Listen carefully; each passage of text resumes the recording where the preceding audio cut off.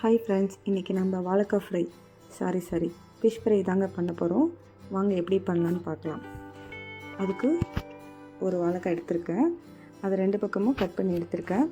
அதுக்கப்புறம் மேலே இருக்க இந்த ஸ்கின்னை நல்லா பீல் பண்ணி எடுத்துக்கோங்க. இந்த மாதிரி எடுத்துகிட்டு அதை வாஷ் பண்ணிக்கோங்க. இப்போ பார்த்திங்கன்னா இதை நம்ம தேவையான மாதிரி கட் பண்ணி எடுத்துக்க போகிறோம். அதாவது 1/2 இன்ச்சு சைஸ்க்கு நம்ம கட் பண்ணிக்கணும். ரொம்ப மெலிசாவும் கட் பண்ணி எடுத்துக்கக்கூடாது. 1/2 இன்ச்சு சைஸ்க்கு கட் பண்ணி எடுத்தால் மட்டும்தான் அது நல்லாயிருக்கும். ரொம்ப மெலிசாக எடுத்துக்காதீங்க. அந்த மாதிரி கட் பண்ணி எடுத்துக்கோங்க.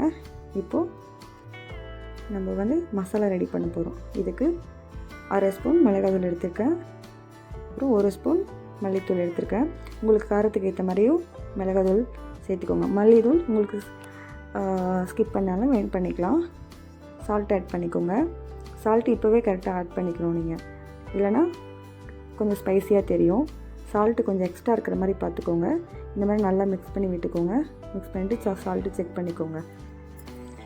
இப்போது நம்ம வாழைக்காயில் மசாலா ஆட் பண்ண போகிறோம். நீங்கள் ஸ்பூனில் கூட ஆட் பண்ணலாம், ஏன்னா சம்டைம்ஸ் கை எரியிற மாதிரி இருக்கும்.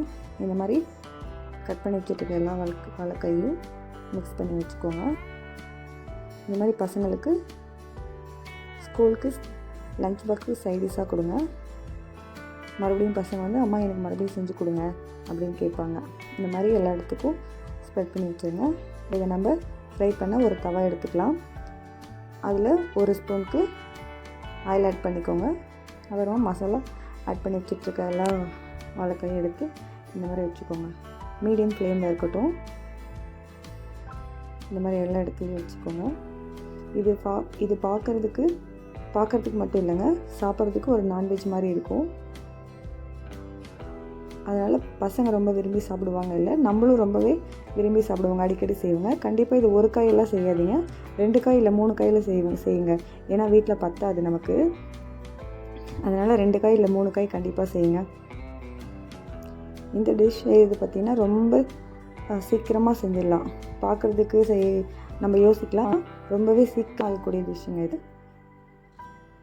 இந்த மாதிரி எல்லா இடத்துலையும் எண்ணெய் கொஞ்சம் கொஞ்சமாக ஆட் பண்ணி விடுங்க. அவ்வளோதாங்க, 2 பக்கமும் ஃப்ரை பண்ணி எடுத்துட்டோம். இப்போ நம்ம ட்ரான்ஸ்ஃபர் பண்ணிக்கலாம்.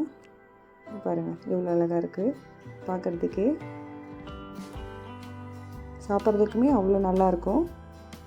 அவ்வளோதாங்க, இதை நம்ம ரெடி பண்ணிட்டோம். சர்வ் பண்ணிடலாம். உள்ளே கனெக்ட் பண்ணி பார்த்துக்கோங்க. 2 or 3 minutes போகுது வேகிறதுக்கு.